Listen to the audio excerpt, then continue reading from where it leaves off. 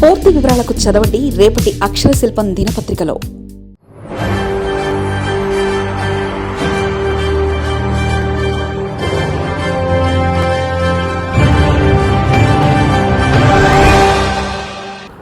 Registration శాఖలో భారీ కుదుపులు, ఆ అంతర్గత వ్యూహంతో బదిలీలు.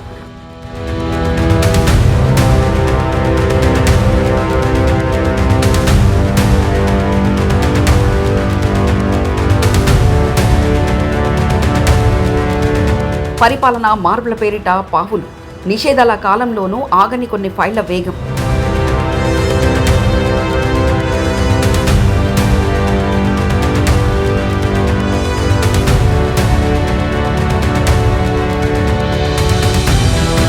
విశాఖ పరిసర ప్రాంతాలపై కొందరి ప్రత్యేక దృష్టి. విశాఖ స్టాంప్స్ అండ్ రిజిస్ట్రేషన్ డీఐజీకి పదోన్నతి.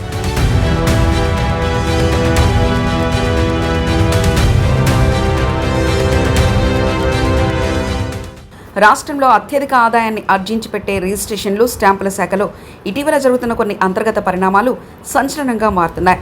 పారదర్శకనే పాలన లక్ష్యంగా ప్రభుత్వం అడుగులు వేస్తున్నప్పటికీ క్షేత్రస్థాయిలో కొందరు స్వార్థపరులైన అధికారులు తమ సొంత ప్రయోజనాల కోసం నిబంధనలు తుంగలో తొక్కుతున్నారనే ఆరోపణలు బలంగా వినిపిస్తున్నాయి.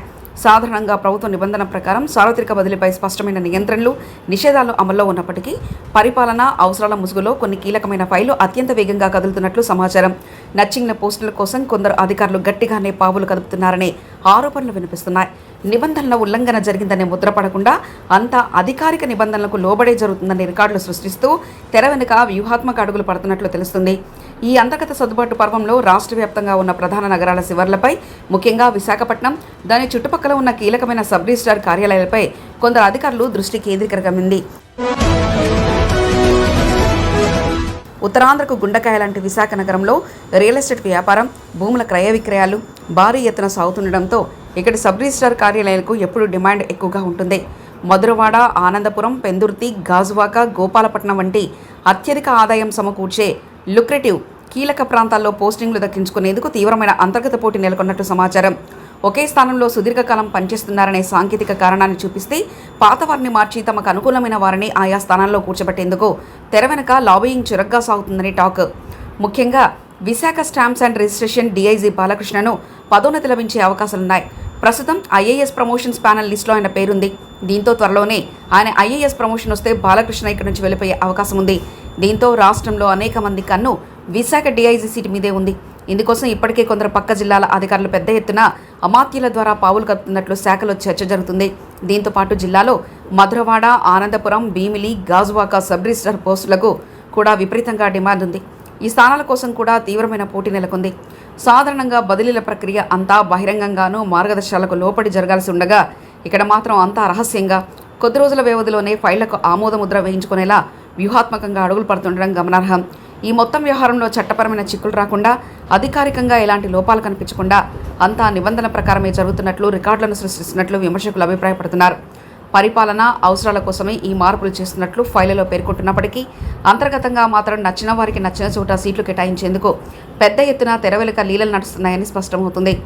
విశాఖ మహానగరం చుట్టుపక్కల 100 కోట్ల విలువైన భూముల మార్పిడి నిరంతరం జరుగుతుండటంతో ఇక్కడి స్థానాలను దక్కించుకునేందుకు వచ్చే లబ్ధిపై కొందరు అధికారులు గట్టిగానే లెక్కలు వేసుకున్నట్లు బోగట్ట. గతంలో విశాఖ పరిసర ప్రాంతాల్లో భూముల రిజిస్ట్రేషన్ విషయంలో తలెత్తిన పలు వివాదాలు, ఆరోపణల నేపథ్యంలో ప్రభుత్వం అత్యంత అప్రమత్తంగా వ్యవహరిస్తుంది. అయినప్పటికీ కొందరు స్వార్థపరులైన అధికారులు తక్కువ కాలంలోనే కీలక స్థానాల్లో పీఠాలు వేయాలని చూస్తున్నట్లు తెలుస్తుంది. నిబంధనల పరిధి దాటకుండా సాగుతున్న ఈ అంతర్గత బదిలీల పర్వంపై ఉన్నతాధికారులు, నిఘా వర్గాలు ప్రత్యేక దృష్టి సారించాల్సిన అవసరం ఉందని మేధావులు అభిప్రాయపడుతున్నారు. అప్పుడే వ్యవస్థలో పారదర్శకత నిలవడంతో పాటు ప్రభుత్వ ఖజానాకు చేరాల్సిన ఆదాయం సక్రమంగా అందుతుందని సేవారంగ నిపుణులు సూచిస్తున్నారు. ఈ పరిణామాలు కేవలం ఒకే జిల్లాకు లేదా ఒకే ప్రాంతానికి పరిమితం కాలేదు. రాష్ట్రంలోని ఇతర ప్రధాన నగరాలైన విజయవాడ, గుంటూరు, తిరుపతి వంటి ప్రాంతాల్లోని ప్రధాన రిజిస్ట్రేషన్ కార్యాలయాలను ఇదే తరహా నిశ్శబ్ద మార్పులకు తెరలేపినట్లు ఆరోపణలు వస్తున్నాయి. అయితే విశాఖపట్నం రీజియన్ పరిధిలోని భూములు మార్కెట్ల విలువలు వేగంగా పెరుగుతుండటంతో అక్కడ పోస్టింగ్ల కోసం జరిగే ప్రయత్నాలు ప్రత్యేకంగా నిలుస్తున్నాయి. సాధారణ బదిలీల ప్రక్రియ ముగిసిన తర్వాత కూడా ఇలా ప్రత్యేక అనుమతుల పేరిట ఫైళ్లను ముందుకు కదపడం వెనుక ఉన్న అసలు మర్మం ఏమిటనే ప్రశ్నలు శాఖలోని నిజాయితీ గల అధికారులను సైతం ఆశ్చర్యానికి గురి చేస్తున్నాయి.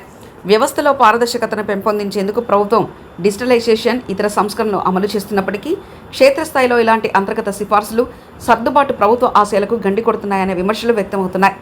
గతంలోనూ ప్రభుత్వ శాఖలోనూ ఇలాంటి బదిలీలు పర్వాలు తీవ్ర దుమారాన్ని నేపాయి.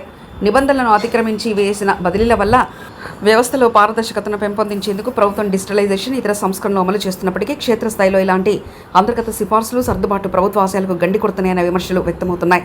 గతంలోనూ పలు ప్రభుత్వ శాఖలో ఇలాంటి బదిలీల పర్వాలు తీవ్ర దుమారాన్ని రేపాయి. నిబంధనలను అతిక్రమించి చేసిన బదిలీల పట్ల చివరకు సేవలు దెబ్బతినడమే కాకుండా సదరు విభాగాలపై ప్రజల్లో నమ్మకం సన్నగలిగింది. ఇప్పుడు ఆదాయాన్ని ఆర్జించే ప్రధాన శాఖలోనూ అదే తరహా పునరావృతమైతే ప్రజల ఆస్తుల భద్రతకు బాధ్యత వహించే రిజిస్ట్రేషన్ వ్యవస్థ తీవ్రంగా ప్రభావితమయ్యే అవకాశం ఉంది.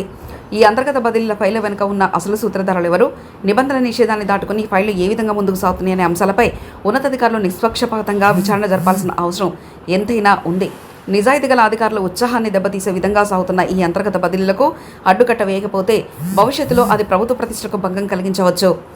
కాబట్టి ప్రభుత్వం వెంటనే జోక్యం చేసుకుని విశాఖతో సహా రాష్ట్ర వ్యాప్తంగా జరుగుతున్న ఈ రహస్య సర్దుబాట్లపై పూర్తిస్థాయి నిఘా ఉంచాలని, కేవలం రికార్డులోనే కాకుండా క్షేత్రస్థాయిలోనూ నిజమైన పారదర్శకతను నిరూపించాలని శాఖలోని కొందరు అధికారులు కోరుకుంటున్నారు.